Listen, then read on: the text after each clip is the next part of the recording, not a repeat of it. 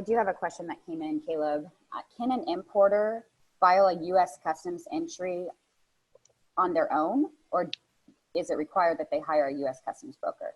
It is required that you hire a U.S. customs broker in order to file entry.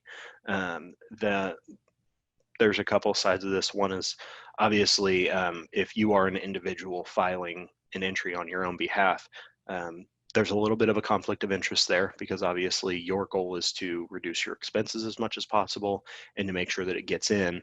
And to some extent, CBP wants to have a level of one level of separation between the party that's bringing the goods in and the party that's got a vested interest in them. So one party clears it, the other party has a responsibility to the cargo.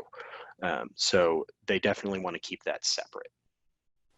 And what if my value is under like $2,500 or $800? What's the rule there?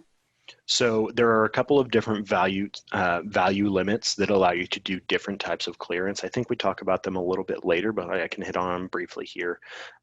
So if you have an entry that's around $1,000 to $2,400, you can do what's called an informal customs entry. And when I say you, I mean your broker. You do still need a broker for that.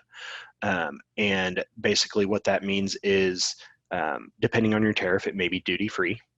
And also it will not be subject to the same number of taxes as normal, or fees, such as merchandise processing fee. Merchandise processing fee normally has a minimum of $26 or so. But if you're doing an informal entry, it's a flat, I believe it's $2.14.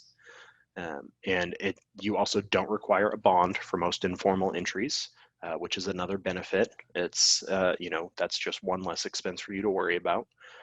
If we get lower value on that, I believe we're looking at about $800 for what's called a manifest entry, Section 321. And that is something that oftentimes we see on couriers, such as FedEx, UPS, DHL. What happens there is basically you give them the item, you give them the shipment to clear through U.S. Customs. So if you order something from overseas, as I'm sure we've all done, you order something off of Facebook and it's an ad and it's made in China, you don't see the customs clearance portion of that because that moves on what's called a Section 321 entry. FedEx clears it as a low value shipment under their own bond, and just basically that's part of the price that you pay.